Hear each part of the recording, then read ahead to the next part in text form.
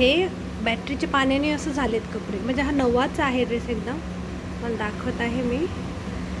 मला वाटलं आधी उंदरांनी कतराणलेत हे कपडे. हे उंदरांनी नाही कतराणले, त्याच्याखाली अडकवलेत ना मी, त्याच्यावर पाणी पडून हे असे कपडे झालेत पहा हे. तर बॅटरीच्या खाली अजिबात कपडे अडकवू नका, नाही तर हे असं नुकसान होऊ शकतं तुमचं. आणि माझे कमीत कमी म्हणजे माझ्या मिस्टरांचे 7-8 शर्ट असेच खराब झाले. एकदम असं वाटत नाही, असं वाटतं उंदरांनी कतराणलं.